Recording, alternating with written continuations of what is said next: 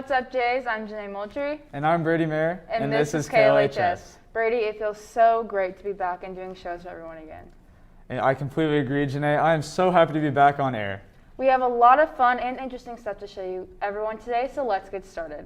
Starting with some announcements from around LHS. National Honor Society applications are due September 30th. If you were invited to apply, you can turn in your application to Ms. Cummage in room 704 or via email. Speaking of clubs, if you're interested in joining Breakfast Club, please visit Mr. Berger or email him for more information. Also, if you're interested in supporting our faculty dogs, Bear and Bentley, you can do so by purchasing trash bags in the office for $10. Stop by the office for more information. If you missed taking yearbook photos or you'd like to retake them, underclassmen, October 8th for A-Day students and October 9th for B-Day students. Times are 9 through 11 on each day. They are limited to 15 spots at a time. To find where to sign up, go to Liberty High School homepage under the Spectator Lab. In more exciting news, Homecoming Week is coming up the first week of October. The top 10 nominees for Queen and King have officially been announced. The top 10 King candidates are Sal Bonadonna, Ethan Daniels, Noah Cook, Cage Linger, Brady Mayer, Grant Owen, Landon Robinson, Alec Rotjakob, Luke Smith, and Jalen Weston. The top 10 Queen candidates are Penelope Anderson, Avery Asby, Ann Brunk, Abby Cole, Emma Hood, Amber Mears, Bailey Middleton, Abby Nickel, Lauren Taylor, and Cindy Zellick. Congratulations to everyone who was nominated. Brady, I am so excited for Homecoming, even though it's going to be very different this year. Me too, Janae. Everyone, don't forget there is no dance, but Student Council and leadership are making sure we have the best Homecoming week possible. Yes, and making it the best Hoka week possible. The theme was announced last Friday, which is going to be Masked Up Roundup. That's going to be so fun, Janae. I need to make sure I get my yeehaw on. That's right, Brady, making the best of what we got. That's exactly right, Janae. When life gives you lemons, you make lemonade. Now that we've got some announcements out of the way, Brady, did you know that volleyball has to wear masks while they play? I did hear about that. It's really weird. Now, a lot of other sports don't have to, but around the nation, pretty much every volleyball team has to wear a mask while they play.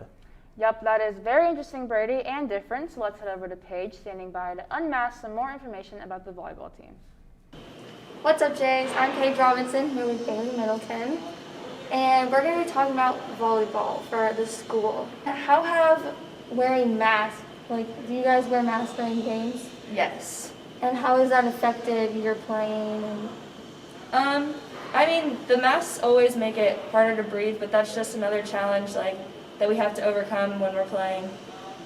All right, thank you. This has been Paige Robinson from KLHS. The volleyball team is currently 6-2, coming off a 4-set win against Kearney last night, and they are on the road the rest of the week, playing Lee Summit West tonight and then Ray-Pec on Thursday.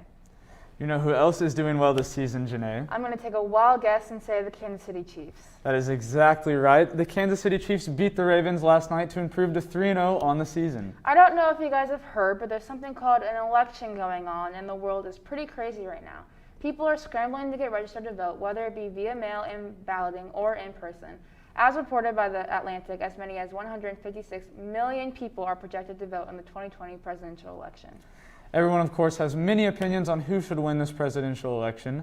If you're going to be 18 on November 3rd this year, you have until October 7th to register to vote. Now we're going to head over to Connor to get some very insightful thoughts on how people feel about this election. With the United States presidential election approaching on November 3rd, we have Republican candidate Donald Trump running against Democratic candidate Joe Biden. Here at Liberty High School, we asked Mr. Baldwin on what he expects from this year's election. I think that you can expect a divided country to be voting in this particular election. I think most rural Americans, people in middle America, what we call red states, are likely going to continue to support the incumbent president, whereas in cities and urban areas, you can expect some support for Joe Biden. Now for a different view on this topic, we asked the early bird learners on what they thought. What's up, Jays? I'm Luke Manis with KLHS, and I'm here with Isla. Isla, how are you doing today? Good. All right, Isla, my question for you today is, what would you do if you were president? I would tell my people to get food if they run out of it. That's what I would do too. I totally agree. Hi, I'm here with Bristol, and we're going to ask her, are you excited for this upcoming election? Yes. Yes, she is excited for this upcoming election. All right, so my question for you today is, what would you do if you were president? Play. That's what I would do too. Thank you, Gemma. My question for you today is, what would you do if you were president?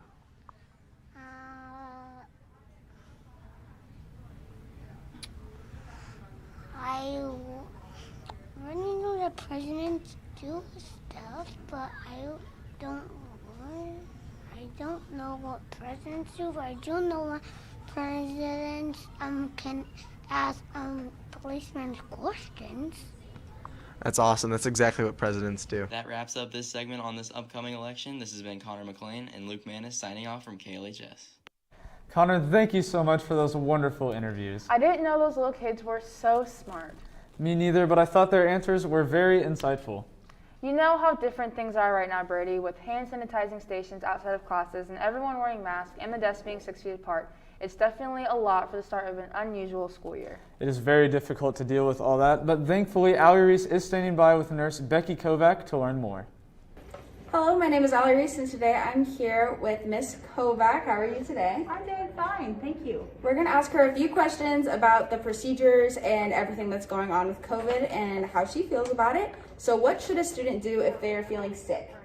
If you are feeling sick, you should stay home. If you haven't felt sick in the morning but you feel sick in the afternoon, I want you to come to the nurse's office in this sick entrance here. Have kids figured out how the entrances are working? Have they been good about going through the sick entrances and the other ones pretty well, or has it been kind of confusing? It's been a little bit confusing, but so far it hasn't caused any issues. So how are the house call procedures working out this year? They are working out very What well. does the house call procedure look like? Your teacher will call the nurse's office, or a student can email us and we will come and check on you in your What measures are LHS taking to keep students safe? We are increasing physical distancing between people. We are doing frequent hand washing. We are wearing masks, and the custodians are working very hard to hit all of the touch points throughout the school multiple times a day. From KLHS, this has been Allie Reese and Miss Kovac. So much, Allie. Now we have an awesome story about our jazz choir. Last year during quarantine, our students entered the Fox 4 This Is Our KC Jingle Contest and won. It was arranged and produced by student Gabe Baldaya, and the students did this all on their own. They won a gift card prize from Meyer Music. Last year, after the pandemic closed the school down, we had 3 students enter the virtual version of the KC Made Furniture Design Competition that is put on by the Home Builders Association of Greater Kansas City. All 3 won awards for projects they built. Patrick Steinkamp and Colin Reynolds won 2nd place in the Mixed Materials Division and 3rd place overall, while Andrew Teeter won 1st place in the Mixed Materials Division and 2nd place overall. This year's competition will be at Bartle Hall in early March. Before we go, we have 2 more announcements. First, go follow KLHS Broadcasting on Facebook if you want to keep up with our wonderful KLHS team or to see extra coverage such as interviews from games. Second, while B-Day will not be on air again until Friday, if you want to tune in on Thursdays, A-Day will be going live on those days. It seems that is all we have for you today. Now we ask if you could please stand for the pledge.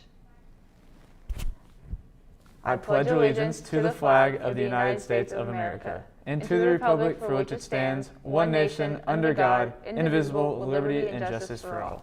From KLHS, this has been Connor McLean, Luke Manis, Paige Robinson, Allie Reese, and the rest of our amazing production crew. I'm Janae Moultrie. And I'm Brady Mayer. Wear a mask. Maintain at least 6 feet of physical distance. Wash your hands frequently. And have a terrific Tuesday.